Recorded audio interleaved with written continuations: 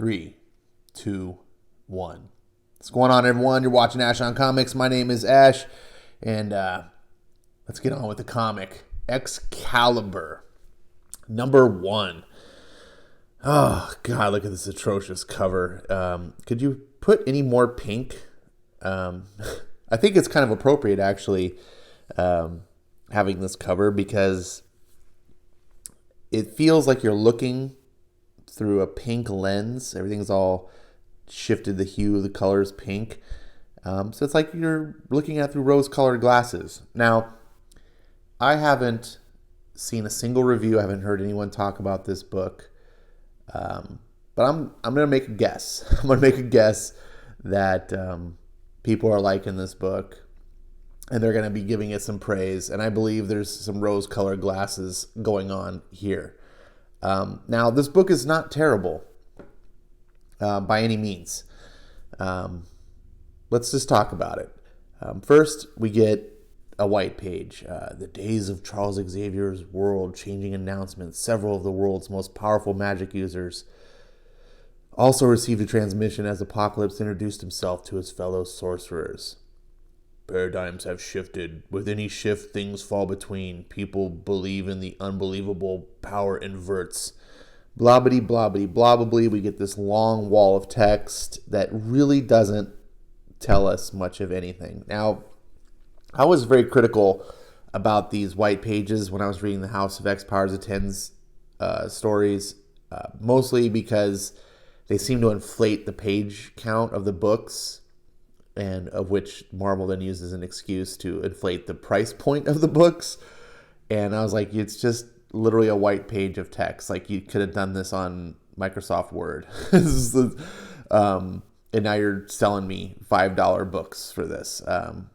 Now, Hickman won me over because his information was, how do I say it? It was like crucial to the story. It was very additive. And it made me appreciate like the stuff that he was putting in there. I'm more of a show don't tell type of person, but it would have made House of X and Powers of X need to be at least twice as long as it was. And some of the information just needed to be crammed and given to us so that we could enjoy the narrative that was being told. And I just came to appreciate it. But so far, with the books since, these seem to be more of like, hey, it's that sort of thing. It's a trope now. We just do these in all the books. Even if we don't have a reason to, we'll find a reason to. So I'm just like, And so we start off in Otherworld, Camelot, a kingdom in darkness.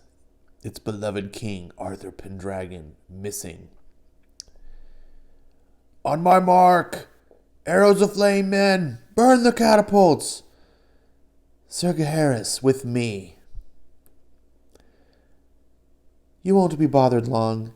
Yes, your ladyship. While the royal family is indisposed, you will call me Queen Regent, or your majesty, Queen Morgan le Fay. Yes, your majesty. I want an answer, Sir Gaheris. What is the question, your majesty? What are these? As he looks into this pool.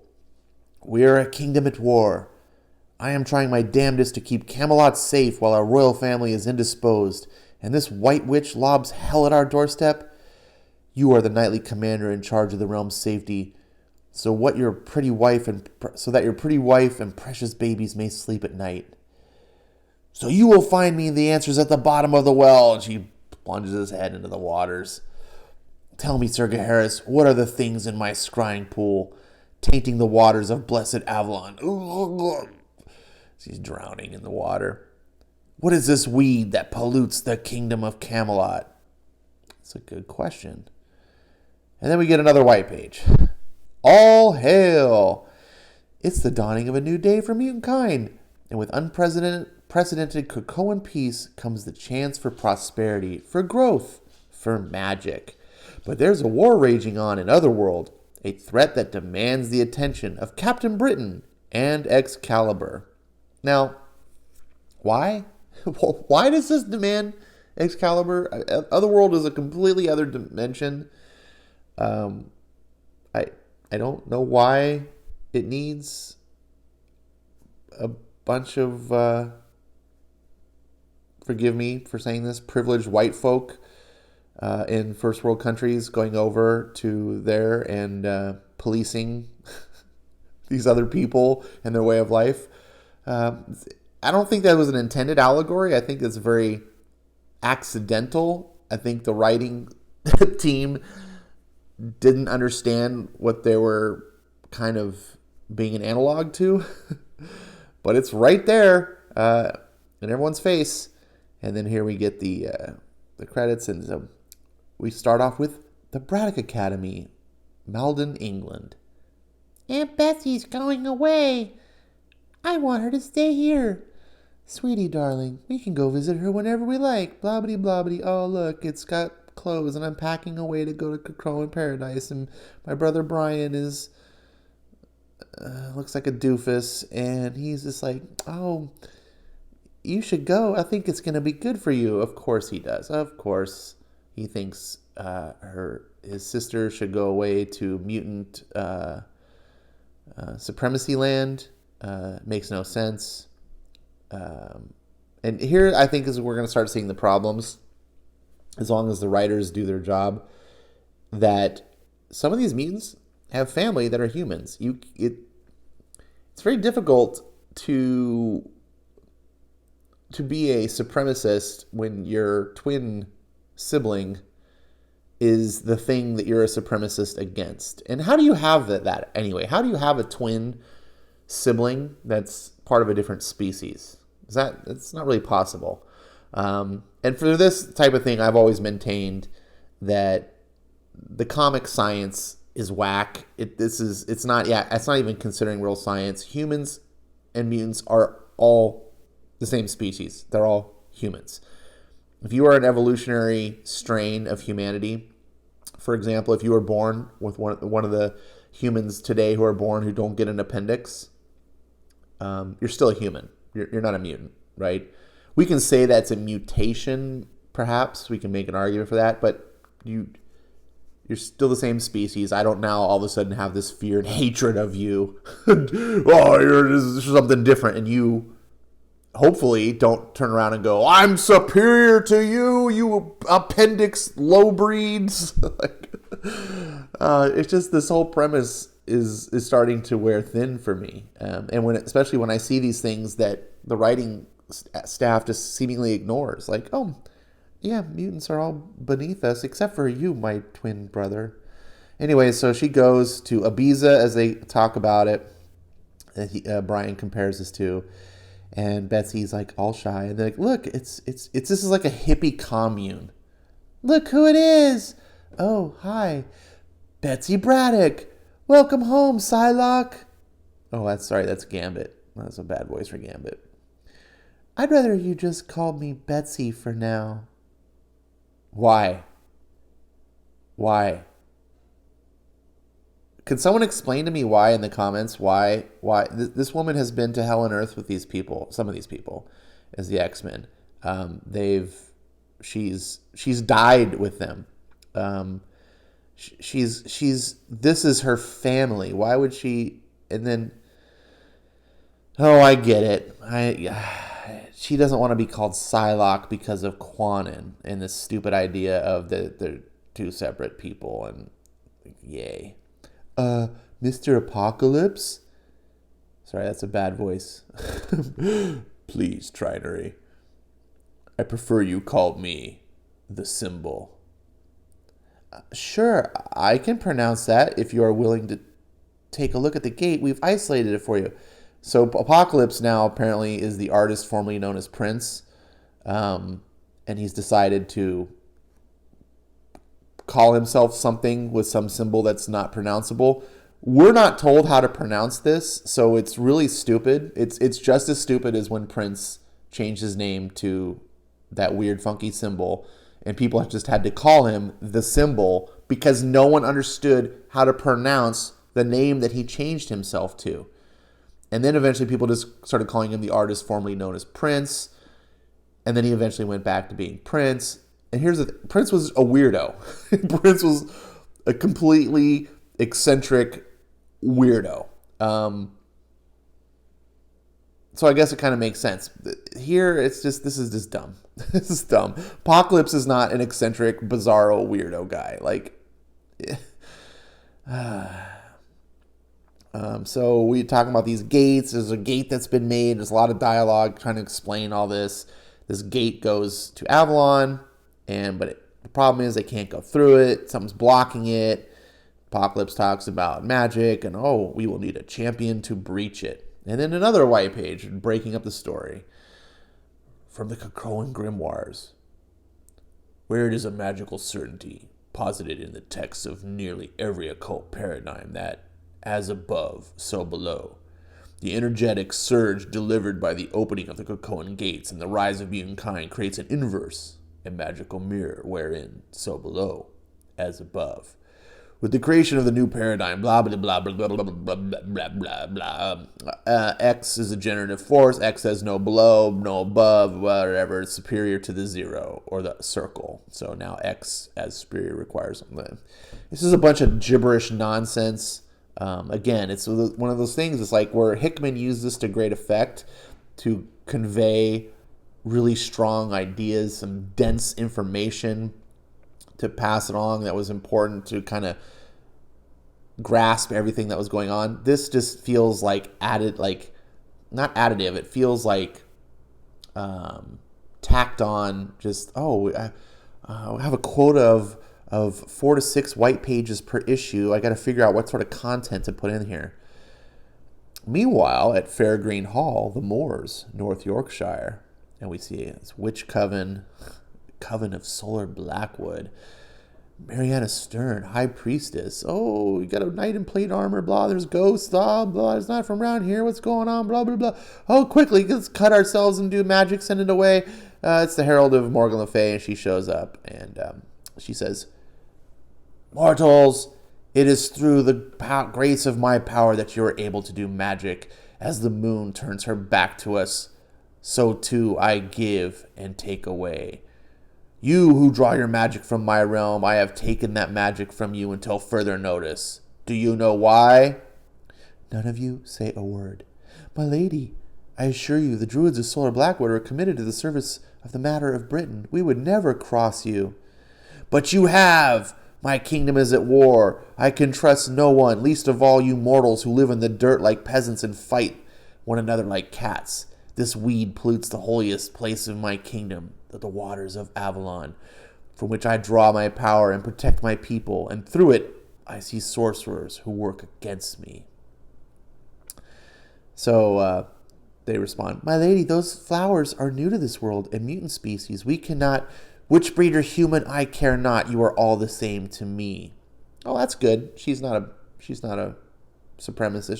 She treats mutants and humans equally. So she's a rare breed. Who knew that Morgan Le Fay would be the moral compass for readers? Of course, she's not. Thinking of mutants and humans is a villainous thing, obviously, because that's the only person that has a view is the villain, not the hero of the story, Charles Xavier, anymore. It's this evil Morgan Le Fay. So she's like, I will do my best to destroy the gate, but I must focus my energies on who cares? Tells them to find the source of the problem. Then we cut over to Betsy Braddock, who's sipping some wine at Ibiza, and someone looks at her. I'm not sure who that. Oh, it's probably Quanon. That's probably. So she's like, oh my goodness, that's the girl I used to be. And then Jubilee comes walking by with, look, she's got her kid. Now, I was out of X-Men for a long time because I could not stomach what it had become. I don't remember Jubilee having a kid. Can someone tell me in the comments when this happened, what the hell the deal is with Jubilee having a kid? Jubilee is sort of a kid of the X-Men herself. She was like 16. I don't even think, if we're going in comic book time, she should not even be an adult yet. So I guess she's a teen mom. Cool comics. Cool single teen mom pregnancy. Great.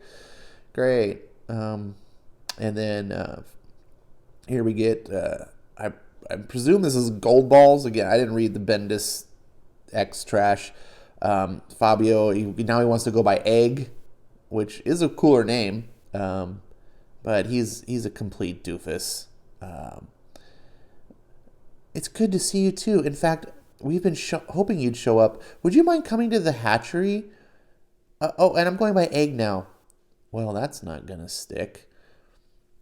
Happy to help you with whatever you need, Egg. Great, because it's about your brother. Which one? And so we get to the hatchery, and Jamie Braddock's back, of course, because, X-Men can't die. So he just was recently killed, and now he's back because, the death has no meaning. And apparently he's now a porn stash creepazoid. Why, Betsy, something's new about you, different, purple in the hair? Dude, she's had purple hair since the late 80s, early 90s, when, at least, what? Can you please do something? He won't listen to any of us. These pods are supposed to remain sterile, and he's doing really gross stuff in there. One can only imagine. Oh my God, Jamie, you're back and you're alive. So she's turning away as he steps out all naked like a freaking creepazoid. Of course I'm back, little girl. Things are practically status quo again with you back to looking like Brian with eyelashes. Look at him. Look at this creepazoid face. Gosh. It's like we're family again, back when it was good, after Mom and Dad died. I mean, they were a bore. But when it was just us and Brian... Oh, this is just way creepy weird. So anyways, they just have this whole family. It just runs on. And of course, as typical in the postmodern era of media, not just comics, but I mean, this has been going on this way in television for 20 years. The men are always doofuses, always have to be taught by the woman, takes charge, and she's... uses brute force on him to snap him back in line, because all men are infantile children to progressive media, which, you've seen this way. Sitcoms have been this way for decades, where all the men are just like, hope that I would be helpless without women, right? And it's always like some kind of fat guy it would never really get, and then the woman's always super hot chick, and she's always bright and intelligent, and he's just a doofus idiot who's like, oh, and it's like, what anyways. So she now uses her telepathy on him to set him straight. So again, here's another weird thing. This is not following how the X-Men were. This used to be a high crime for telepaths in the mutant world. Telepaths, at least, that were on the side of Charles Xavier. You just not invade people's minds. You didn't use that on them. It was something very delicate. That's why Charles never really ever personally got involved himself, except under the most dire of circumstances, because it was such a sacred cow that nowadays it just means nothing. Now it's just like, I will exert my will upon you. Which is something villains do. And so Psylocke walks away on a tiff because he's like, I don't want to leave this island. I don't care about humans ever again. And he's just being a douche. And she's like, she walks away. I'll bring Brian to you. Thank you. We're trying to keep things really pleasant for the sake of the eggs. One big happy family, Bets. Even if it's by force. Now, I know that's not exactly how Jamie would talk, but I mean, that's how they drew. Look at how they drew him. He just needs a smoking jacket. It just looks like, I hate. Psylocke, the artist formerly known as Apocalypse, is sitting here. Psylocke. Betsy. For heaven's sakes, call me Betsy. What do you want, Apocalypse? It's the symbol, actually. A new evolution primes us as a take on a new name. This is really a good time. Well, let me tell you about this Krakoan gateway. Blobbity, blobbity, blobbity, blobbity. And then we get back to Braddock House, and she goes through and she finds her brother suiting up as Captain Britain. And this is awesome because I was like, oh, cool. We're actually getting real Captain Britain, not purple-haired wannabe Captain Britain, girl Captain Britain. Oh, Betsy, you're back. And it's just, I can't even go. He talks about there's something going on with Otherworld. We got to go. I got to go. Da-da-da-da-da. And there's just so much dialogue to cover. Look at this. It's just everywhere. And it's not like even purposeful. It's so much. It's just overly wordy. It's just too talky. This book really needed to be edited. So they're talking about things like, oh, I was at Krakoa and I was having a drink with Apocalypse. And he's like, pardon me, you were having a drink at your party with Apocalypse? Well, we weren't having a drink. He's a mutant too. He's welcome there. And of course, because again, in progressive comics, in progressive media, and progressive ideology, as long as you...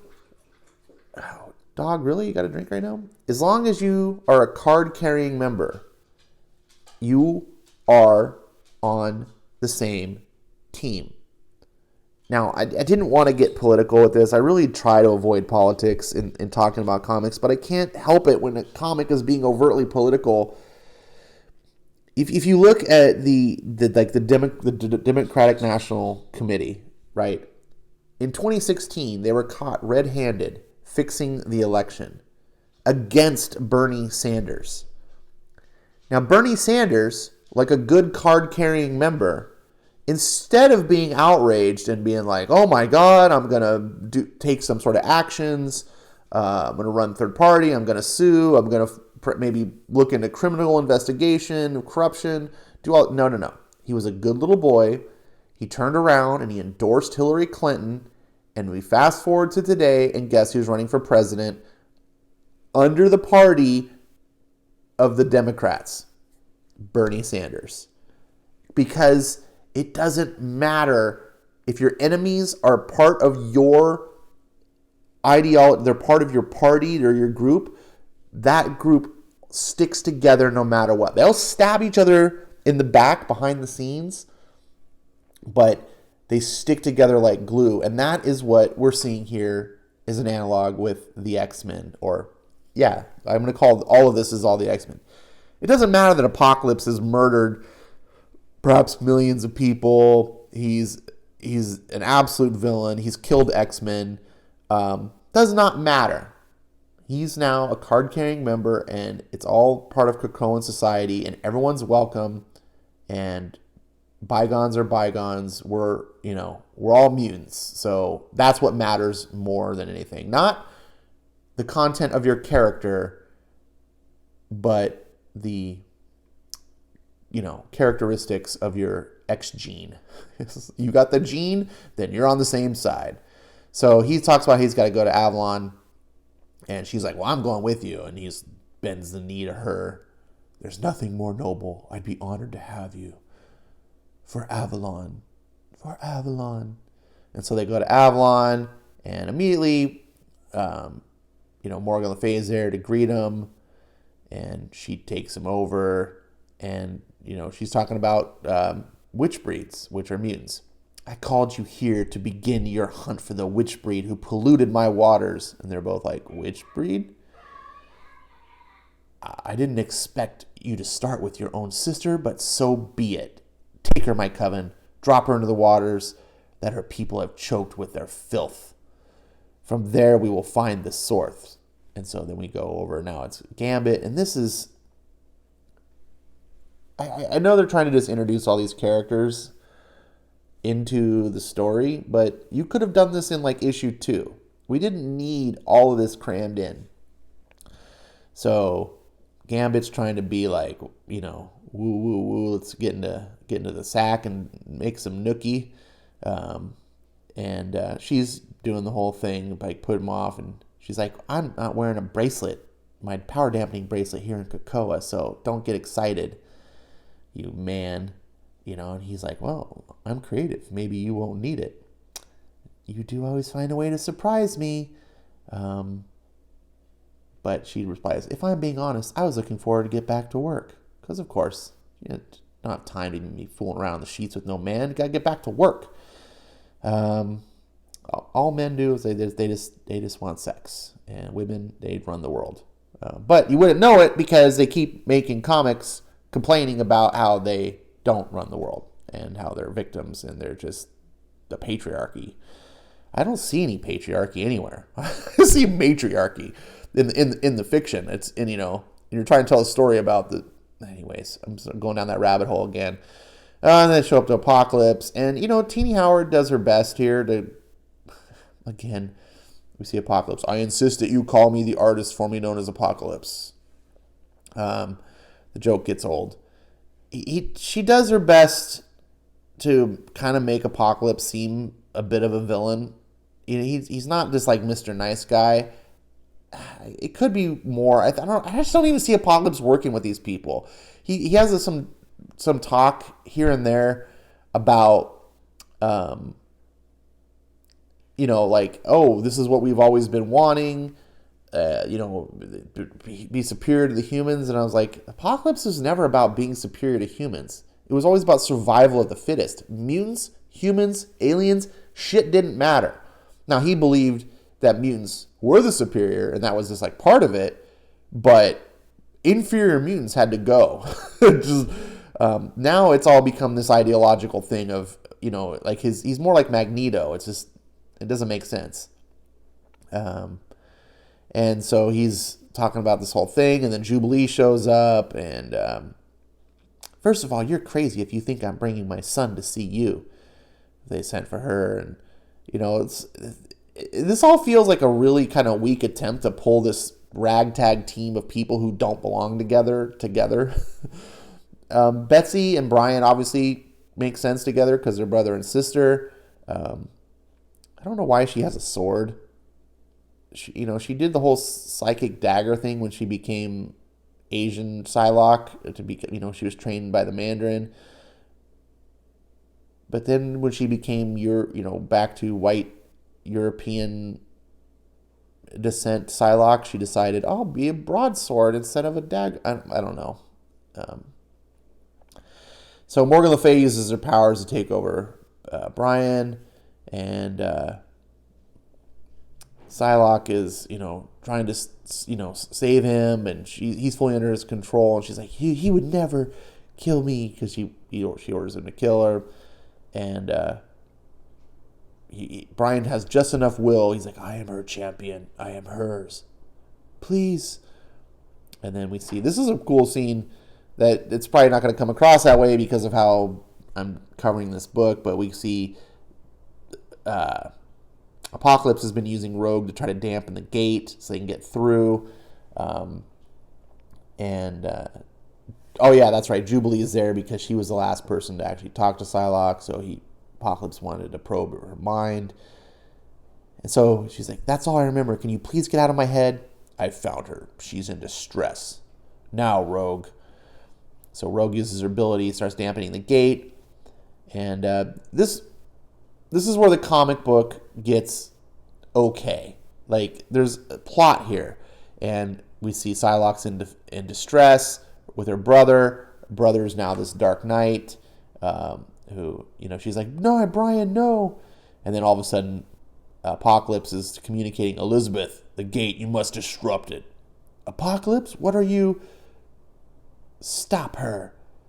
Please listen to me. Blah, blah, blah. You got to use her thing, destroy the gate. So she does, and blows the gate, which has feedback on Rogue. Apocalypse doesn't really care. And he's just like, well, Betsy sacrificed herself for us, and she has our thanks. Just like cold-hearted, like. And I was like, okay, that's at least somewhat believable of Apocalypse. Now, Rogue has absorbed too much of the powers, the gates, so she's now manifested into this Sleeping Beauty thing. I don't know what it is. They don't really explain it in the book. Psylocke's now trapped, as Morgan tells her, now that you've destroyed your gate, you're trapped here with me, and I will watch your brother take you apart with an exactness reserved for twins. He won't hurt me, but I'll hurt you. Won't he? Won't you, Brian? And he throws her aside. You need this, don't you? Or is her dark magic enough for you now? Take your trinket. My lady is more than enough. Take it. I beg thee, witch. And you can then see in his eyes, please. Take it where? Put it on and be gone. So she puts it on. And she's like, and Morgan's, no! And then we see Rogue, Sleeping Beauty, like I said. Rogue? You did this to her? Apocalypse just staring like, so what if I did? What you gonna do, chump? Huh? What you gonna do? I'm Apocalypse. I mean, I'm the artist formerly known as Apocalypse. I'm gonna kill you. Then I will return. You son of a, do not test me. And then everyone's like, oh my God, Miss Braddock? Betsy? All incorrect. You stand in the presence of a hero of legend. Psylocke? Hail, Captain Britain. Oh, that was just cringe. So I was trying to give credit to Apocalypse being sort of Apocalypse-like, but he's hailing, hail Captain Britain. Like, it's like, first of all, Apocalypse, why would Apocalypse hail Captain Britain? And why would he hail pretender Captain Britain? It just, of course. And then she just stands there. Oh, please stop staring at me like that. What happened to Rogue? Like, this is the same, like, the Marauders ends with that cringe Kitty Pryde thing with the, hey, we're the Marauders, with the, you know, like the finger thing. And this pose is just, and of course, why does her costume look like, I just don't even know. So she's got the magical amulet, so she's going to be, and but she's got the cute flower in her hair. It makes her so feminine. Meanwhile, the epilogue, we see that witch girl, she leaves, and she's basically saying, you know, I'm tired of the burden of leadership. I seek humility, and she goes to the Coven of Akaba, and they accept her. And then we get this white page about some things, and so there's something about the priests of Akaba. I don't know. So this seems like, yeah. And then coming soon, more X books every week, at least one. Oh, next week there's 2 X books, and the following week, oh look, 2 X books a week now, going forward. Oh my goodness. I'll let you translate that, and that's it. That is this book. Look, it wasn't terrible. It was better than Marauders was a joke. X-Men was just disjointed. I can't decide if this was better or worse than the X-Men. I feel like X-Men had a little bit better writing, but it just didn't have any direction. This had poorer writing, but it actually had a plot. It just was kind of dull. It took overly long to execute. It felt really decompressed. It felt like it was really stretched with filler. The art in this book, as you can see, is some of the best. I mean, I hate this look of Captain Britain, but this is my favorite art of the 3 X books that have been out so far. Actually, X-Men Prime, the Prime X-Men book, has the worst art, which is surprising to me. And that's it. This is just boring. I don't really have anything. You know, there's a couple political things that really annoyed me, and if you're on the other side of the aisle, if you are a progressive, you're going to read this and just be like, ooh, it's all good. This is my cup of tea. Whatever, I guess. It's not for me. But I'm being transparent. This is important for me to talk about this because if you are different, you know, this is all subjective. You're going to have a different takeaway if you have different worldviews.